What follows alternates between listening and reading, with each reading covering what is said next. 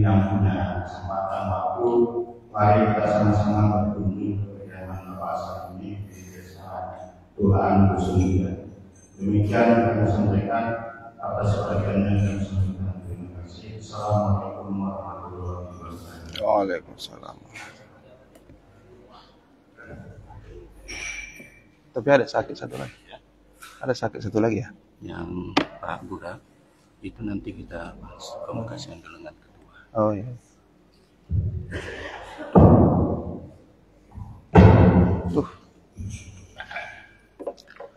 Bismillahirrahmanirrahim. Assalamualaikum warahmatullahi wabarakatuh. Alhamdulillahilladzi arsala rasulahu bil huda wa dinil haq lidzuhirahu ala dini kullihi walau karihal kafirun. Asyhadu an la ilaha illallah wahdahu la syarikalah wa asyhadu anna Muhammadan abduhu wa rasuluh alladzi la nabiyya ba'dah. Allahumma shalli wa sallim ala sayyidina Muhammadin wa ala alihi wa sahbihi ajma'in. Rabbi shrah li sadri wa yassir li amri wahlul 'uqdatam min lisani yafqahu qawli. Rasa syukur kita kepada Allah, limpahan rahmat kasih sayangnya tak henti-hentinya diberikannya kepada kita, baik kita dalam keadaan bersyukur atau tidak, dalam keadaan beramal atau tidak, senantiasa rahmat dan kasih sayang Allah terus menerus mengalir kepada kita. Tidak ada satu detik pun yang kita lewati dalam kehidupan ini tanpa mendapatkan rahmat dan kasih sayang Allah Subhanahu wa taala. Salawat dan salam tak lupa pula kita menyampaikan keharibaan junjungan alam Nabi besar Muhammad sallallahu alaihi wasallam. Dialah nabi yang sangat kita cintai, nabi yang kita harapkan syafaat beliau di dunia dan akhirat. Mudah-mudahan kita semua mendapatkan syafaat beliau. Amin ya rabbal alamin. Bapak-bapak, ibu-ibu, hadirin hadirat sekalian yang dirahmati Allah, serta seluruh penonton kami dimanapun Anda berada, mudah-mudahan di subuh yang penuh dengan berkah ini kita senantiasa selalu dalam keadaan beriman dan bertakwa kepada Allah Subhanahu wa taala. Yang kami hormati Bapak Imam Masjid beserta pengurus masjid yang lain, Masjid Darussalam Desa Tulaan, serta yang kami hormati bapak-bapak, ibu-ibu, bapak-bapak haji, ibu-ibu hajah, tokoh-tokoh masyarakat, serta mungkin ada hadir pengurus masjid sebagai ketua BKM ataupun anggota BKM, dan juga yang kami hormati adalah orang-orang tua kami sekalian yang dirahmati Allah. Izinkan saya menyampaikan materi kuliah singkat subuh kita pada pagi hari yang berbahagia ini. Namun sebelum saya menyampaikannya, terlebih dahulu jika nanti terdapat kesalahan dan kekhilafan mohon diberikan kemaafan. Bapak-bapak, ibu-ibu, hadirin hadirat sekalian yang dirahmati Allah, dalam pertemuan kali ini maka terlebih dahulu saya mengajak kita semua, mari sama-sama kita membacakan surah Al-Fatihah seraya kita berniat beriktikaf di dalam masjid sambil kita duduk sambil mendengarkan tausiah, dan juga tentu kita berzikir mengingat Allah Subhanahu wa taala. Sama-sama kita berniat, nawaitu i'tikafa fi hadzal masjidi lillahi ta'ala, sengaja aku beriktikaf di dalam masjid ini karena Allah Ta'ala. Dan kemudian sebelumnya kita membacakan surah Al-Fatihah. Mudah-mudahan kiranya berkat pembacaan surah Al-Fatihah ini kita semua yang hadir di masjid ini dan juga seluruh anggota keluarga kita yang kita tinggalkan di rumah semuanya dalam keadaan sehat-sehat. Yang tadinya kita datang dari masjid membawa penyakit, maka mudah-mudahan Allah angkat penyakit itu Yang tadinya dari rumah mungkin kita membawa persoalan-persoalan, maka sepulangnya kita nanti dari masjid ini, semua persoalan itu Allah berikan jalan keluar. Dan mudah-mudahan dari rumah kita membawa mungkin ada dosa yang kita lakukan dalam kehidupan kita. Sepulangnya kita dari masjid ini, mudah-mudahan dosa-dosa tersebut diampuni oleh Allah Subhanahu wa taala. Amin ya rabbal alamin. Ala hadhihi niyah al-Fatihah wa rahmatullahi wa barakatuh. A'udzu billahi minasyaitonir rajim. Bismillahirrahmanirrahim.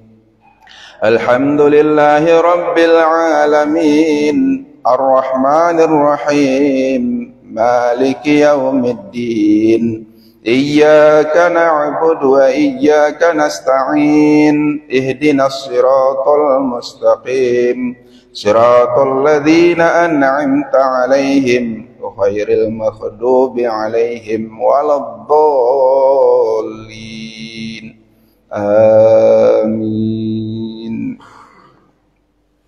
Alhamdulillah. Bapak dan Ibu yang dirahmati Allah, sebagaimana yang disampaikan oleh Bapak Imam kita, bahwa materi kita pada hari ini adalah mufarakah. Diminta jamaah kita, materi yang kita sampaikan pada hari ini adalah masalah mufarakah. Apa itu mufarakah?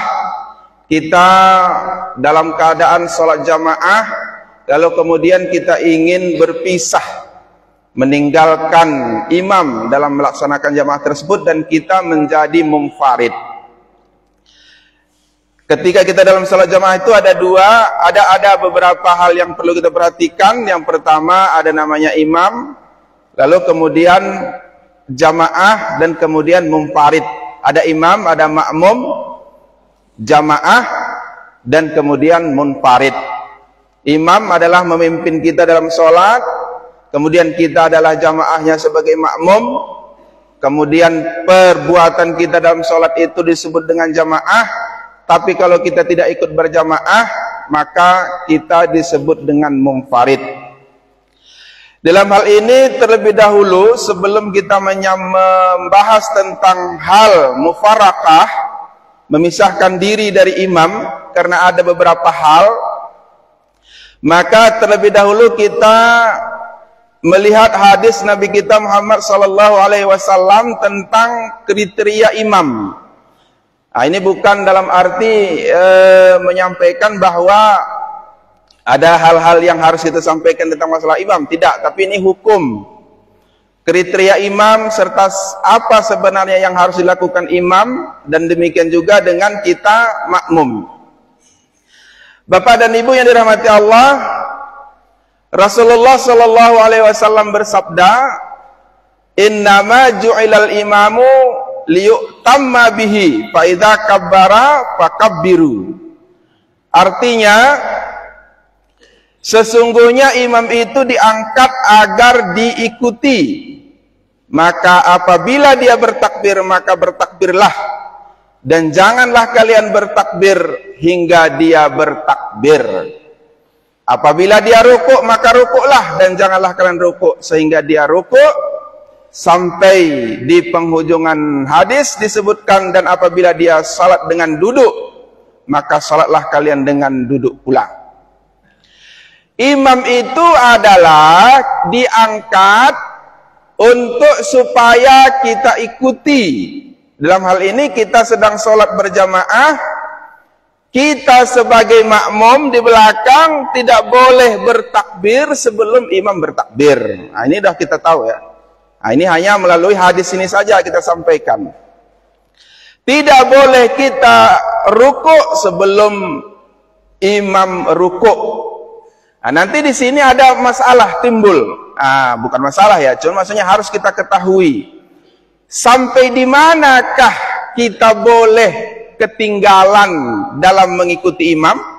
Berapa rukunkah kita boleh ketinggalan dari imam? Dan demikian juga berapa rukun yang dimaklumi atau dibolehkan untuk mendahului imam? Tiba-tiba imam belum rukuk, kita rukuk. Bagaimana itu hukumnya? Atau imam sudah selesai dia menyelesaikan beberapa rukun, di imam sudah ruku, imam sudah i'tidal, kita masih membaca Al-Fatihah. Bagaimanakah hukum dari hal tersebut? Maka hadirin hadirat sekalian, orang-orang tua kami, para jamaah subuh yang dirahmati Allah Subhanahu wa taala, di dalam hal ini yang perlu kita ketahui dalam jamaah itu, maka seorang makmum ketika dia ketinggalan di dalam meninggalkan ketinggalan dari imam dalam perbuatan mengikuti imam dalam salat jamaah, maka ada dua bagian. Yang pertama, ketinggalan dia karena memang dia tidak dalam keadaan darurat. Bisa saja mungkin memang imamnya kecepatan, seperti kita sholat tarawih umpamanya, imam terlalu cepat dia, terlalu cepat sehingga kita membaca Al-Fatihah pelan-pelan, akhirnya ketinggalan. Maka dibolehkan dalam ketinggalan ini, tetapi makruh hukumnya kalau dalam keadaan sengaja 2 rukun.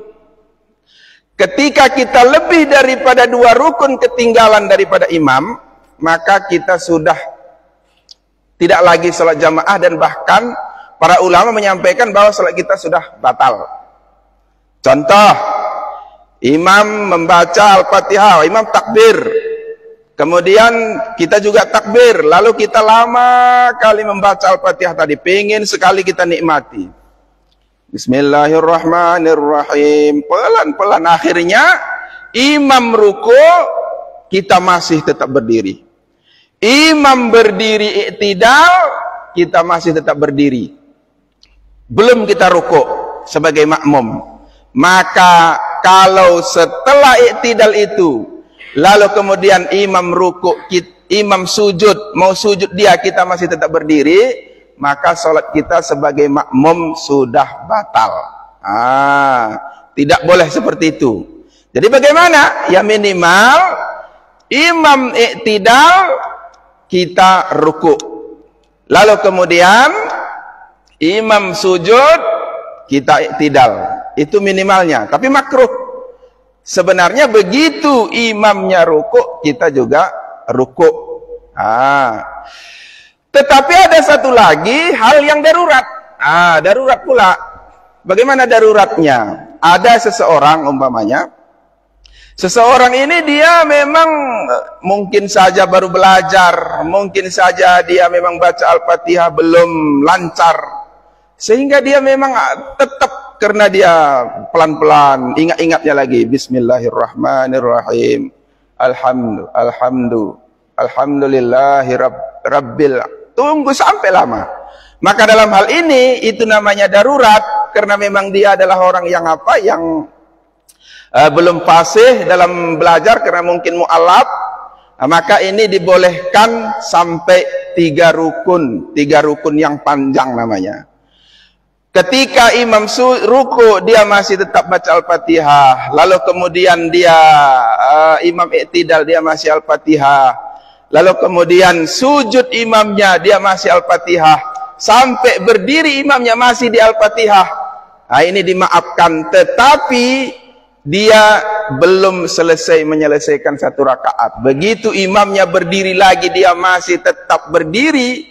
Imamnya sudah rakaat kedua, dia masih rakaat pertama, berarti dia masih tetap rakaat pertama tadi, tapi tetap dihukumi sebagai orang yang jamaah. Artinya begitu nanti selesai imamnya sholat, dia wajib menambah lagi sholatnya yang ketinggalan rakaat tadi.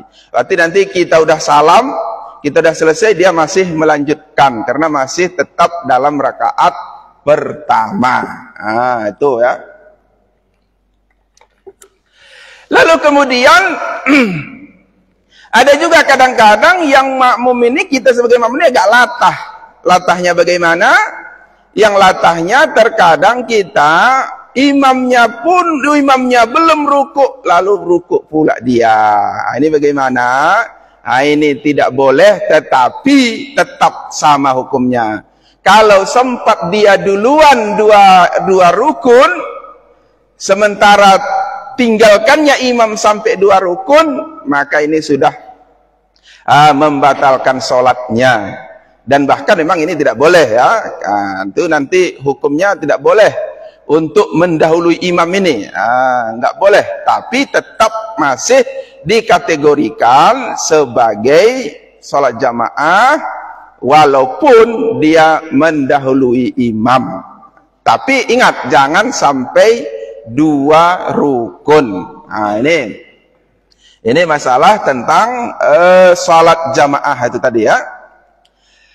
Lalu kemudian Rasulullah sallallahu alaihi wasallam di dalam hadis lain dari Abu Sa'id Al-Khudri, anna Rasulullah sallallahu alaihi wasallam ra'a fi ashabihi ta'akhuran faqala taqaddamu fa'tammu bi wal ya'tamma bikum man ba'dakum. Bahwasanya Rasulullah sallallahu alaihi wasallam melihat para sahabatnya agak jauh di belakang, maka beliau bersabda, majulah dan ikutilah aku, dan agar orang yang datang setelah kalian mengikuti kalian.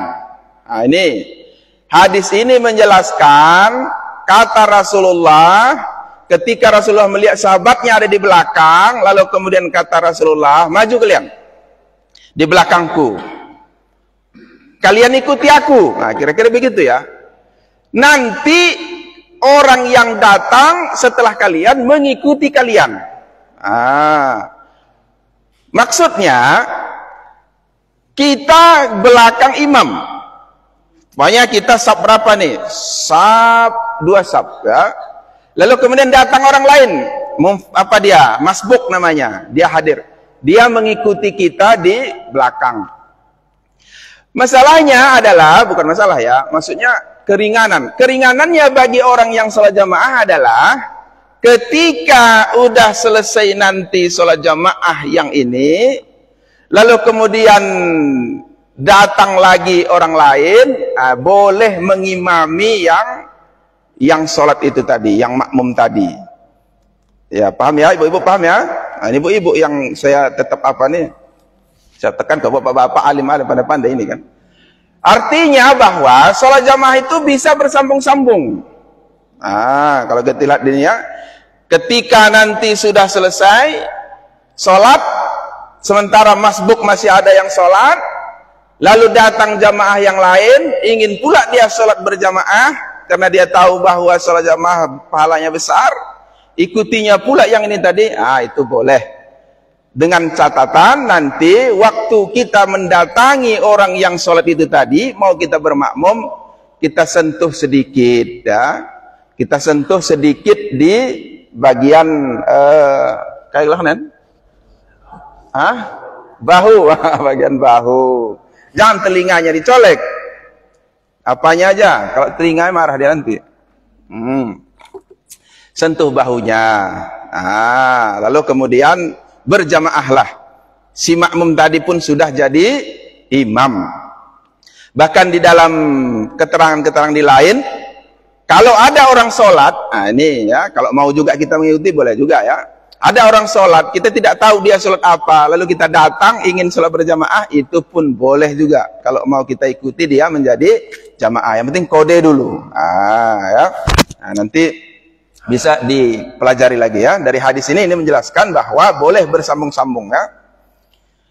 Kemudian dalam hadis lain, Rasulullah SAW membuat sebuah kamar dari anyaman daun. Ihtajara Rasulullah SAW hujratan. Rasulullah membuat sebuah kamar dari anyaman daun kurma, lalu beliau salat di dalamnya.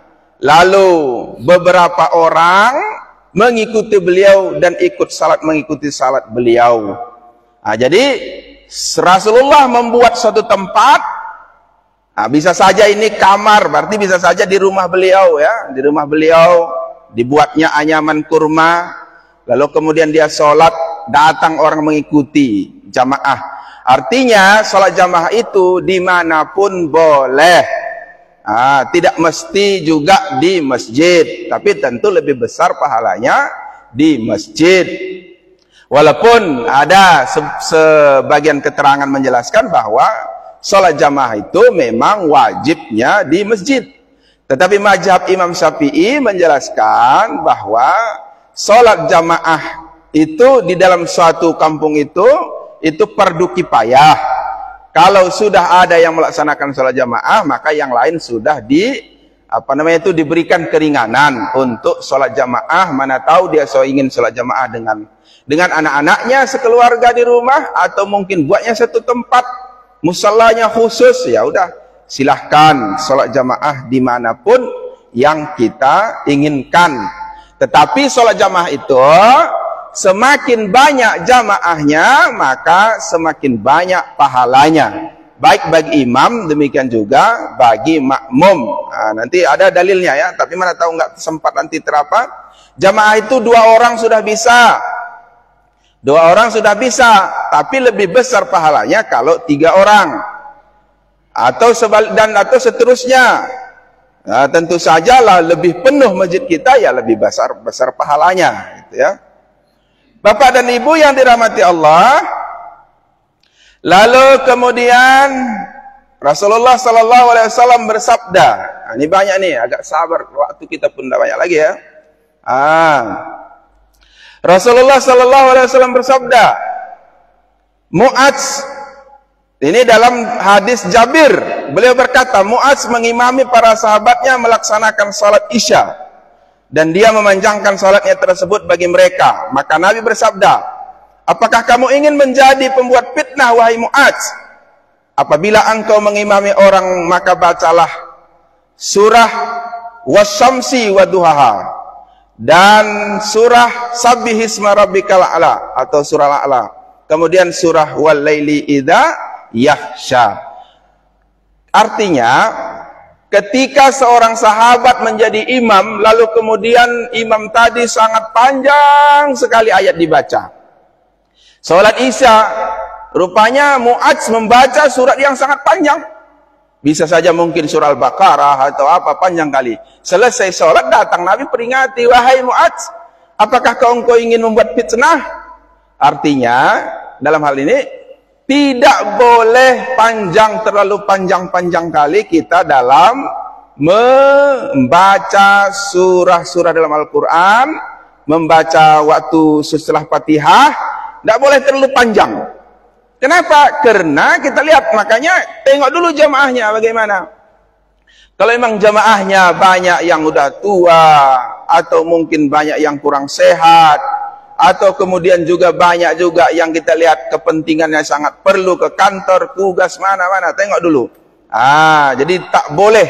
Tapi kata Rasulullah, tapi kalau kau sholat sendiri silahkan, mau panjang-panjang. Ini imam nih ya. Jadi tidak boleh terlalu panjang-panjang, kecuali ada tempatnya, seperti ya sholat subuh. Kalau mau panjang sedikit, itu pun tengok juga, jangan terlalu panjang-panjang kali ya.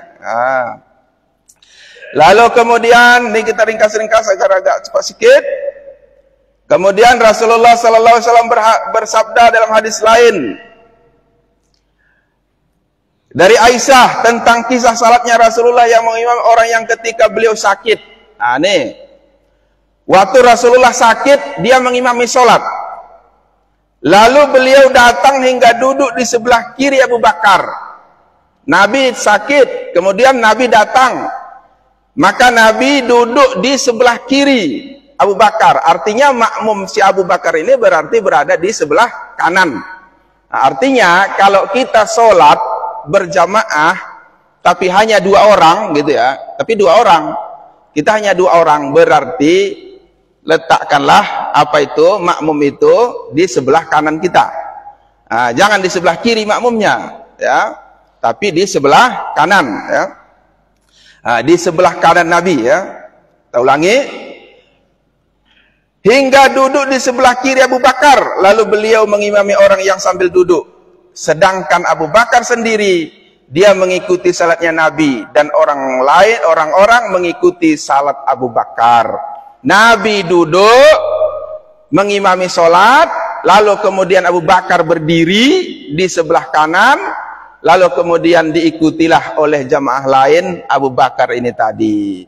Jadi ini dalam hadis ini menjelaskan bahwa kalau memang seorang imam itu, ini ya, nanti kalau berbeda pendapat pun, kalau ada pendapat yang lain, ya tentu saja boleh-boleh saja.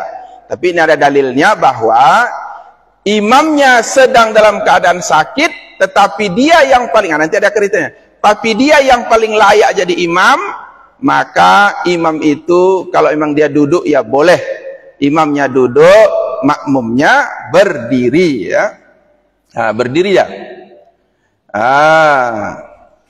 Lalu kemudian sama juga umpamanya, mungkin nanti ada pertanyaan, mana tahu ada di suatu jamaah, begitu kita ikut, kita dalam perjalanan, lalu kita singgah di sebuah tempat sholat, kemudian kita melihat bahwa imamnya mungkin cacat, mungkin saja kakinya kurang sempurna, entah berdirinya agak miring, atau mungkin ketika mau sujud imamnya itu lurus pula kakinya. Itu bagaimana? Apakah boleh kita berjamaah sama beliau? Ternyata boleh, nggak usah ragu-ragu. Nanti ada pula pertanyaan, ibu-ibu, sah juga salat kita tadi, kulihat imamnya agak kurang sehat katanya kan, sakit dia. Boleh, nggak apa-apa. Duduk pun dia umpamanya karena dia apa? Boleh, tidak persoalan ya. Jika kita melihat dari keterangan dari hadis yang disampaikan oleh Aisyah ini. Bapak dan Ibu yang dirahmati Allah, lalu kemudian dari Amr bin Sulaimah bin Salimah, qala abi ji'tukum min indin nabi. Ayahku berkata, aku benar-benar datang kepada kalian dari sisi Nabi. Jadi Amr bin Salimah, dia berkata bahwa ayah Amr bin Salimah berkata, aku benar-benar datang kepada kalian dari sisi Nabi. Beliau bersabda, apabila waktu sholat telah tiba, maka hendaklah salah seorang di antara kalian mengumandangkan azan, dan hendaklah orang yang mengimami kalian adalah orang yang paling banyak hafalannya. Ini ya kriteria imam tadi nih. Kriteria imam. Siapa sebenarnya yang akan kita jadikan imam? Dalam hadis ini dijelaskan, wal ya ummakum aksarukum Qur'anan. Hendaklah yang mengimam kalian adalah orang yang paling banyak hafalan Qur'annya. Jadi siapa yang paling banyak hafalannya? Itulah yang layak menjadi imam. Kalau kita di sini ya tentu ustadz kita ya, Pak Imam kita banyak hafalannya. Jangan saya jadi imam, kalau saya tidak terlalu banyak kali. Nanti menyalahi kaidah dari jamaah. Lalu kemudian dia berkata, maka mereka melihat bahwa tidak ada seorang pun yang lebih banyak hafalan Qur'annya daripada aku, sehingga mereka menjadikanku sebagai imam, padahal aku masih berumur 6 atau 7 tahun.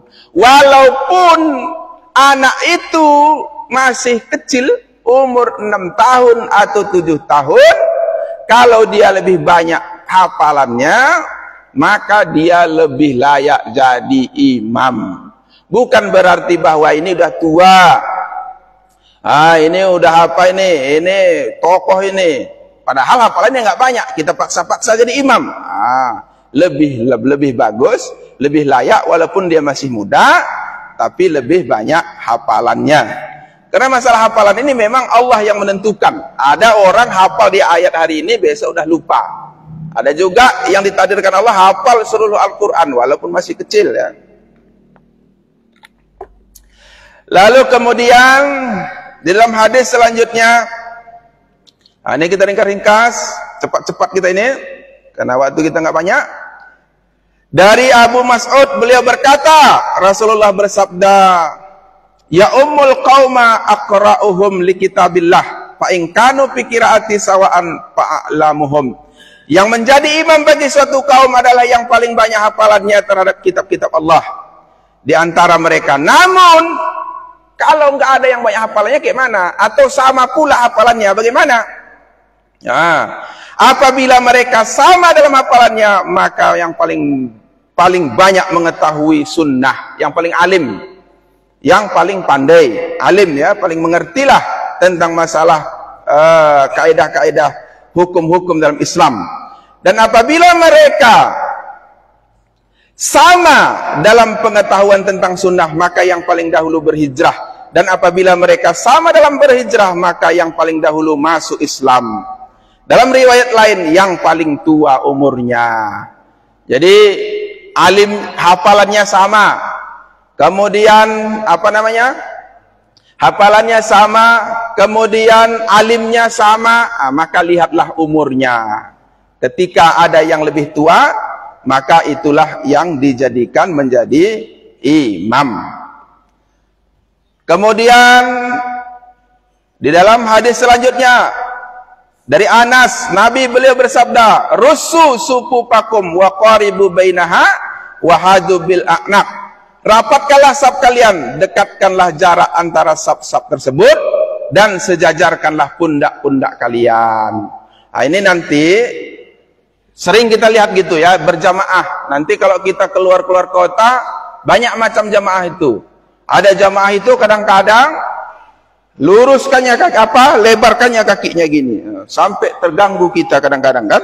Terkena pula kita. Ternyata ini saya ringkas, bahwa anjuran Nabi itu bukan kaki yang dilebar-lebarkan, yang disatu-satukan, tapi pundak. Pundak sini yang didekatkan.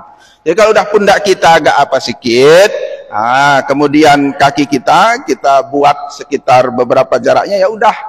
Jangan pula nanti kadang-kadang seperti cerita itu ya, kita geser sedikit karena kita merasa terganggu kakinya kena kita geser, agak pindah kita sedikit meninggalkan dia angkatnya lagi kakinya, kemudian pindah lagi kita, dia sampai udah tak kayak mana bentuk berdirinya, nggak lagi pas. Jadi sebenarnya bukan gitu, sebenarnya adalah pundak kita yang kita yang kita sejajarkan, yang kita agak sedikit rapatkan.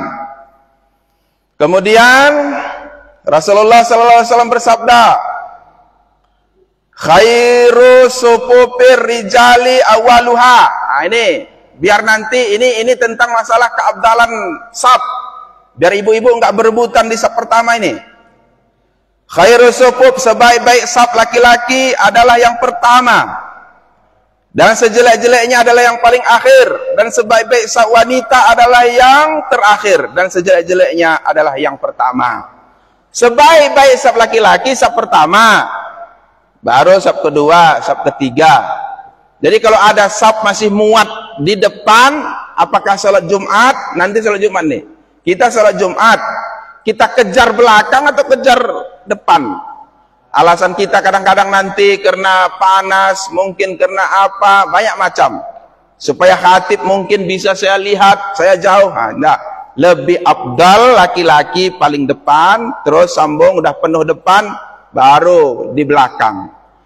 Bagaimana dengan ibu-ibu? Kalau ibu-ibu enggak. Kalau ibu-ibu, saf yang paling bagus yang belakang. Yang depan tuh abdal, tapi enggak abdalnya di sholat jamaahnya, tapi di barisannya lebih abdal yang belakang.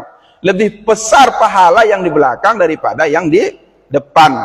Dan maka ibu-ibu nanti akan komplain, ya kalau gitu ke belakang kami semua Ustaz, ke belakang terus, belakang-belakang, udah luar masjid. Enggak pula gitu. Maksudnya enggak usah berebutan kali di depan, ya.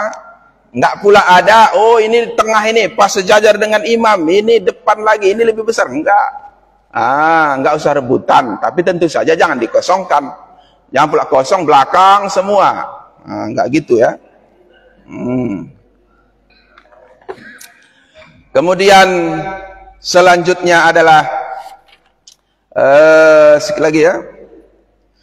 Kemudian selanjutnya, salaitu ma Rasulullah zata lailah faqumtu an yasarihi fa akhaza Rasulullah. Ini tentang masalah makmum tadi di depan, di belakang ya. Kemudian hadis selanjutnya bahwasanya dia mendapati Nabi sedang duduk, maka beliau rukuk sebelum sampai ke dalam saf. Lalu Nabi bersabda kepadanya, semoga Allah menambahkan semangatmu, namun jangan diulangi lagi. Ada juga seorang sahabat lucu juga. Begitu dia ikut ingin sholat jamaah, bagaimana dilakukannya? Rukuk Nabi, rukuk dia padahal dia belum nyampe, masih jauh dia di sana. Karena Nabi udah rukuk pula dia. Karena mungkin dia belum tahu, lalu kemudian jalan pula dia pelan-pelan mengikuti jamaah tadi. Itu kata Nabi boleh, tapi jangan kau ulangi lagi. Kali ini ku maafkan, jangan ulangi lagi. Artinya sholatnya sah. Sholatnya sah, tapi berarti keabdalan sholat jamaahnya nggak ikut, nggak dapat ya. Begitu kira-kira. Lalu masuk kita ke apa tadi? Ke memfirqah. Bagaimana caranya kita memfirqah? Serta apa sebab-sebab kita memfirqah? Kita sebagai makmum mufarakah. Kita sebagai makmum boleh meninggalkan imam dengan 5 hukum. Ketika imam itu sholat, lalu kita ingin jamaah, lalu kita ingin mufarakah namanya, pisah. Ada 5 hukum. Yang pertama wajib kita tinggalkan imam itu. Kapan kita wajib meninggalkan imam, berpisah dari imam? Ketika kita melihat imam itu melakukan sesuatu yang membatalkan sholat. Kita tahu bahwa sholatnya batal, wajib kita tinggalkan dia. Namanya mufarakah, ada niatnya. Atau umpamanya kita lihat bahwa di dalam kainnya ada najis. Nggak mungkin kita bilang sedang sholat. Kita sholat nih, kita lihat najis. Nggak mungkin kita bilang, imam najis, kita bilang, batal kita kan. Ya udah, kita parakah aja, tinggalkan aja. Atau kita lihat sarungnya bolong, terbuka auratnya. Ya udah, kita mufarakah, wajib itu ya. Wajib kita tinggalkan dia. Lalu ada lagi sunat, kita tinggalkan. Tidak wajib, tapi sunat. Satu lagi saya sampaikan. Lalu kemudian umpamanya kalau kita paksa-paksa kayak mana? Yang wajib ini tadi, kita paksa-paksa kita ikut imam tadi. Dia udah tahu kita bahwa dia bernajis atau bolong pakaiannya, atau bacaan Fatihahnya enggak tah kemana-mana. Fatihah ya, kalau ayat boleh dia entah lompat-lompat ayatnya atau satu ayat saja boleh. Tapi dalam surah, dalam Al-Fatihah wajib dia. Kalau kita tetap paksakan ikut kayak mana? Batal salat kita. Karena kita tahu bahwa dia batal, lalu kemudian kita ikut juga dia, kita juga batal. Makanya kita wajib meninggalkan tadi. Tapi ada juga sunat kita tinggalkan dia. Kenapa kita sunat meninggalkan dia? Karena dia meninggalkan yang sunat-sunat. Sunat-sunat abaat tinggalkannya. Umpamanya dia enggak kunut, gitulah, itu kan sunat ya. Enggak dia kunut, lalu kemudian kita mau kunut, bolehkah kita tinggalkan dia? Boleh. Sunat hukumnya.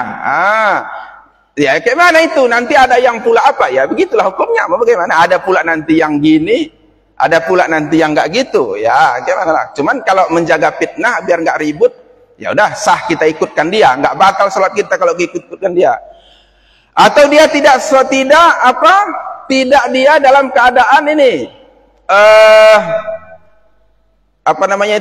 tahiyat pertama. Dia tidak tahiyat pertama, itu sunat. Boleh kita dengan sunat. Ada juga makruh. Kita tinggalkan dia, hukumnya makruh. Kenapa? Enggak ada apa-apa, enggak ada salah dia, enggak ada apa-apa. Lalu kemudian kita tinggalkan pula dia. Itu namanya makruh. Tetapi ada haram kita tinggalkan imam waktu sholat Jumat.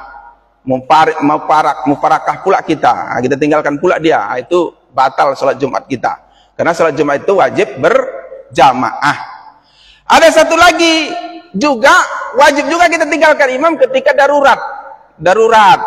Kayak mana daruratnya? Kita sholat, lalu kemudian kita kalau lambat-lambat kita sholat, kita sakit perut. Pas pula waktu sedang sholat tadi, wow, mual nggak ada tahan lagi. Kayak mana ini? Ya udah, sujud aja terus, tinggalkan aja dia.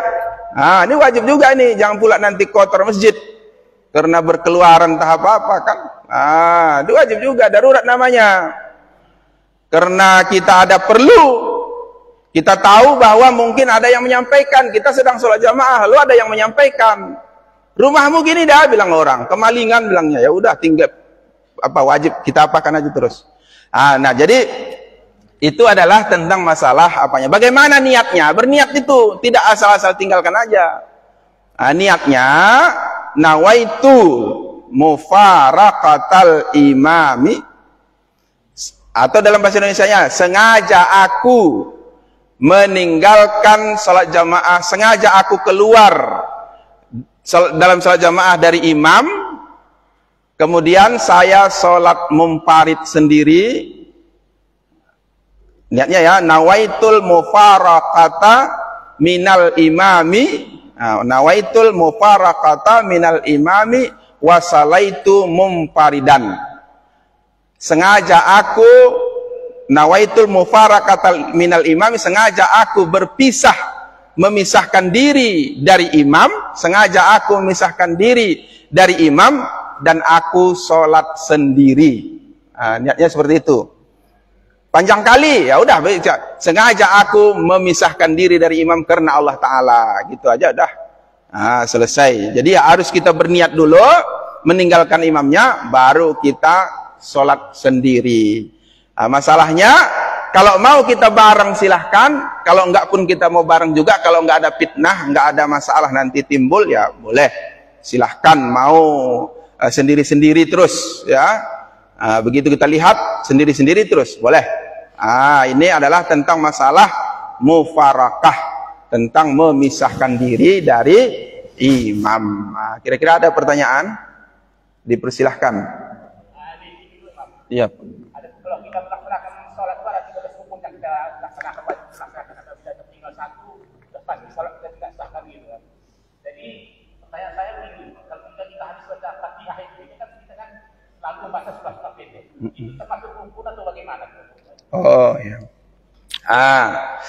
Pertanyaan beliau saya ulangi, dalam sholat setelah baca Al-Fatihah lalu kita baca surah, apakah baca surah itu sunnat atau wajib? Membaca surah itu sunnah, membaca Al-Fatihah wajib karena itu rukun. Sama juga seperti imam tadi, kalau imamnya membaca Al-Fatihah itu wajib dia tertib. Wajib bagaimana ayat pertama, ayat kedua, ayat ketiga wajib tertib. Tapi kalau surahnya dia tidak tertib, tidak apa-apa, sah sholatnya. Itu nggak mengganggu. Contoh, umpamanya dibacanya lompat-lompat. Bismillahirrahmanirrahim. Qul huwallahu ahad, lam yalid wa lam yulad wa lam yakul lahu kufuwan ahad. Kan tinggal tinggal ayatnya kan. Boleh, nggak apa-apa. Sah. Jangan dianggap nanti, apa imam ini batal salat kita ini. Gitu nggak batal. Tapi kalau Al-Fatihahnya yang gitu baru batal. Al-Fatihah pula dia baca Bismillahirrahmanirrahim, Alhamdulillahirabbil alamin, Maliki yaumiddin. Tinggalkan terus. Atau kalau masih bisa ingatkan. Tapi yang wajib, ya. Jadi jangan beranggapan langsung terpikir-pikir. Sama seperti salat jamaah yang ceritanya apa itu ya, yang ada cerita juga para ustaz-ustaz kita cerita. Ketika sholat mereka, lalu kemudian lupa semua ayat-ayat panjang, lalu semua lupa, udah diam, kayak mana?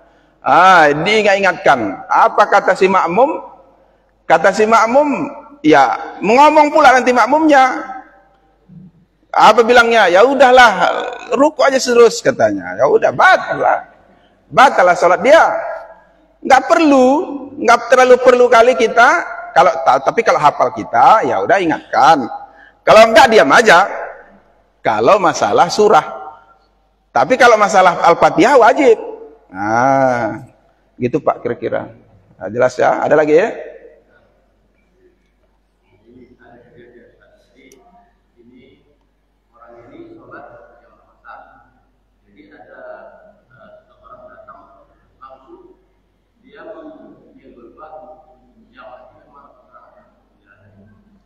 Sholat asar kemana dia? Siapa imam? Oh sendiri. Sholat apa? Oh jamak kasar.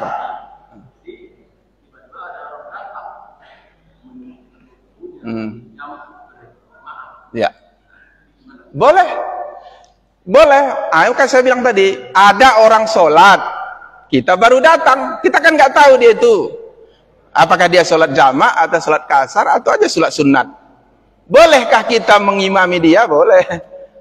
Silahkan saja sentuh dia. Ya udah jadi jamaah. Kita pun jangan pula nanti ngelak-ngelak pula. Kasar aku, nggak usah. Itulah perlunya kita ngaji. Begitu kita udah di apa? Kita udah imam nih. Kalau tadi kita kurang-kurang tegapkan aja terus. Oh, imam saya nih. Kalau tadi bacaan kita agak apa? Berapa rakaat kita buat? Ya kita tetap seperti itu. Nanti dialah itu. Kalau mau tambahinya. Kita salat jamak kasar isya. Kan jadi 2 rakaat. Lalu dia ikuti kita isya. Dia enggak kasar. Dia orang situ. Nah, dia tentu salatnya mukim sempurna. Begitu kita udah salam nanti, ya tambahnya 3 rakaat lagi gitu ya. Nah, jadi gitu aja. Jadi boleh, nggak apa-apa. Jamaah aja terus. Nggak usah lagi ditanya-tanya atau apa, nggak usah lagi. Nggak usah lagi setelah sholat nanti ya. Jangan bilang pula, saya tadi kasar loh. Nggak perlu, tetap sah. Ada lagi bang? Ya. Tiba-tiba datang salah satu orang terlambat, nggak bisa mengikuti dia jemaah. Kita sudah selesai sholat jemaah. Apa boleh kita menemani dia supaya dapat dia pahala 20.000 derajat? Apa boleh kita menemani dia sholat supaya berjamaah? Ada juga yang seperti itu membolehkan. Nah gini, kita sholat jamaah, lalu kemudian kita udah selesai. Udah siap atau masih sholat? Hah? Udah siap. Oh, kata Nabi, kalau kita sudah selesai sholat, pernah seorang sahabat, begitu Nabi sholat nih, lalu ada 2 orang sahabat berdiri dia, nggak ikut dia sholat, diam orang itu di sana, tengok-tengok orang itu aja salat Nabi. Apa? Setelah selesai sholat, lalu Nabi bertanya, kenapa kalian nggak ikut sholat jamaah? Kata yang apa tadi, sahabat tadi, kami udah siap sholat, selesai kami udah sholat, kata sahabat. Kata Nabi, ikut aja kalian sholat lagi, karena itu sunnah bagimu. Setelah dia selesai sholat fardu, lalu kemudian datang kita udah siap sholat, lalu sholat lagi, ya kan? Kita udah siap sholat fardu, lalu ada orang yang ingin sholat jamaah, kita temani dia, sunnat bagi kita untuk menemani dia. Seperti sholat 40 yang banyak orang sholat 40 dah itu. Ada orang sholat jamaah 40 hari, kita nggak boleh tinggal jamaahnya. Lalu kemudian tiba-tiba ada halangan, lambat pula dia datang. Tiba-tiba udah masuk ke masjid atau musalla atau da'iyah, tiba-tiba orang udah selesai. Gimana caranya? Ya udah temani dia supaya dia tidak tinggal sholat jamaah. Disuluk-suluk banyak itu seperti itu. Nanti ada ditunjuk imamnya siapa, silahkan. Jadi sunat no bantah. Sunat no bantah hukumnya. Boleh. Bagus. Kalau abang mau, kawani lagi. Udah selesai, ada lagi. Kawani aku lagi, kawani lagi. Ada lagi. Gua aku bedakan aku lah ni mu. Bejasu mangkakap ni.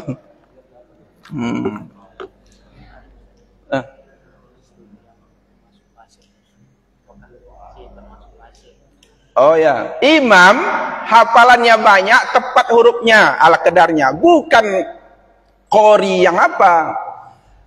Karena apa namanya itu, bacaannya iramanya enggak terlalu mantap, wah enggak bisa jadi imam. Enggak, yang dimaksud adalah bacaannya itu, fasihnya itu ya enggaklah salah-salah kali.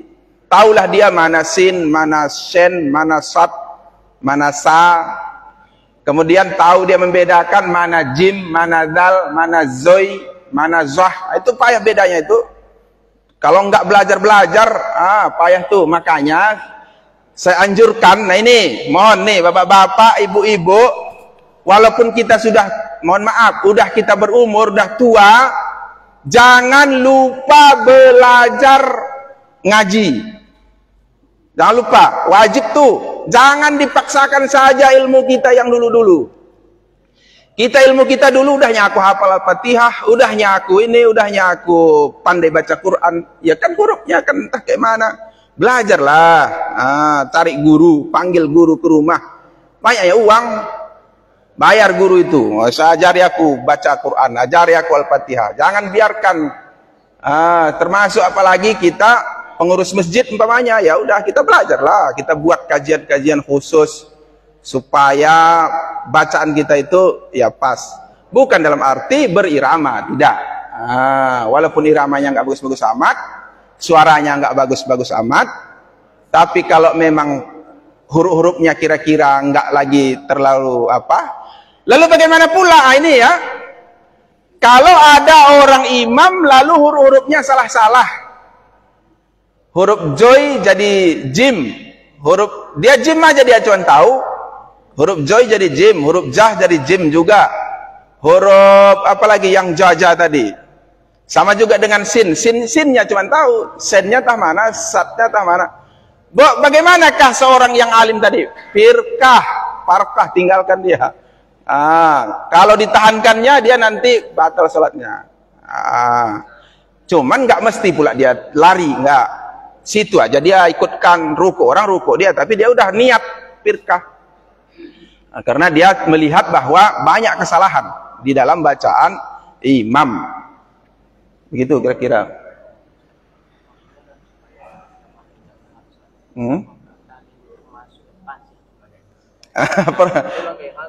Pertanyaan. Lalu bagaimana batas-batas fasih ini? Siapa yang fasih itu sebenarnya? Enggak ada kita ini fasih, jangan sombong. Aku karya fasih aku tuh enggak. Yang fasih itu Rasulullah. Lidah Rasulullah itu ya enggak bisa ada yang menandingi.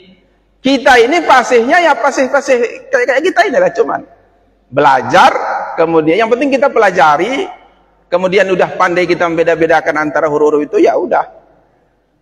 Enggak ada batasnya. Saya apa fasih? Belum. Masih tetap belajar. Pak imam kita apa sudah luar biasa? Ya, sedang biasa, enggak luar biasa. Tapi jangan pula kita luar biasa salahnya gitu. Udah enggak pandai, luar biasa pula salahnya gitu ya. Jadi yang jadi imam itu siapa aja boleh. Yang jadi imam siapa aja boleh. Dan satu lagi nanti sebenarnya banyak hadis ini. Satu lagi rupanya kalau ada orang yang sudah kita tunjuk jadi seorang imam, jangan kita berani-berani untuk menggantikan dia spontan-spontan. Maksudnya gini ya. Ini ada hadisnya. Nanti kalau ada kita minta sama saya. Ada imam udah kita tunjuk, dia imam nih, tugasnya imam, dan kemudian dia tetap memang jadi imam. Lalu kemudian satu saat mungkin tanpa ragu-ragu kita melompat ke tempat dia. Itu enggak boleh. Kurang apa itu? Kurang apa namanya itu? Adabnya udah salah itu. Jadi itu tempat dia. Jadi jangan kita sembarangan melompat ya. Walaupun kita alim baru datang. Kita baru datang. Musafirnya singgah kita di masjid dia. Karena kita bersorban, alim, berjubah. Begitu dah kamat, lompat pula kita situ. Enggak pandai itu, enggak beradab itu. Biarkan dia, biarkan imam situ ya. Atau kayak mana itu, kalaupun dia agak lambat sedikit ditunggu gitu. Ditunggu, mana tahu agak apa, tunggu gitu. Itu adabnya ya. Saya rasa udah lewat bang jam. Sampai di sini. Nanti kalau ada pertanyaan yang lain lagi kita lanjutkan di pertemuan-pertemuan yang akan datang. Dan boleh di WA ya. Kalau mau WA saya, WA. Setahu saya akan saya jawab. Yang mau menonton dan kemudian mengulangi kajian-kajian kita ya lihat di YouTube masjid di Facebook Masjid Darussalam. Ada Pak Imam kita alhamdulillah. Ini sangat kita apresiasi ya. Jadi walaupun kita ini berapa orang ini? Berapa ini? Umpamanya ada sekitar 50 orang atau 60. Ternyata yang menonton kita sampai ribuan di luar masjid kita, entah dari mana-mana yang nonton, walau alam sampai ribuan, sampai 500. Jadi jangan dianggap jamaah kita ini sedikit, tapi kita ini banyak ini. Kita anggap kita ini 1000 orang lah penuh masjid ini, gitulah kira-kira ya. Jadi demikian, mari sama-sama kita tutup dengan doa. A'udzubillahi minasyaitonirrajim. Bismillahirrahmanirrahim. Alhamdulillahirabbil alamin wassalatu wassalamu ala sayyidina Muhammadin wa ala alihi wa sahbihi ajma'in. Allahumma inna nas'aluka ridhaka wal jannah wa na'udzubika min sakhatika wan nar ya rabbal alamin. Allahumma innaka afuwwun karimun halimun tuhibbul afwa fa'fu anna ya karim. Wa li jamil muslimin wal muslimat wal mu'minin wal mu'minat innaka ala kulli syai'in qadir. Rabbana atina fid dunya hasanah wa fil akhirati hasanah wa qina adzabannar. Wa sallallahu ala sayyidina Muhammadin wa ala alihi wa sahbihi ajma'in. Subhana rabbika rabbil izzati amma yasifun wa salamun alal mursalin walhamdulillahi rabbil alamin. Alhamdulillah. Demikian Bapak dan Ibu, mohon maaf jika ada kesalahan, baik kesalahan memang kesalahan dari diriku sendiri atau kesalahan perbedaan pendapat. Mana tahu ada berbeda pendapat seperti yang saya sampaikan, itu juga benar. Yang mana yang mau kita ikut silahkan. Demikian saya akhiri. Assalamualaikum warahmatullahi wabarakatuh.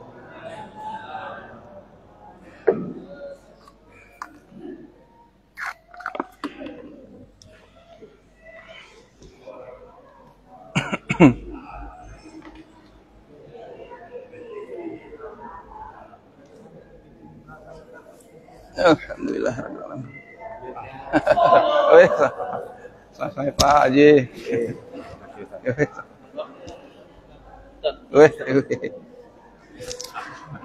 Pak. Terima kasih Pak. Oh, anak baik. Ya. Terima kasih Pak. Pak Ali. Ya.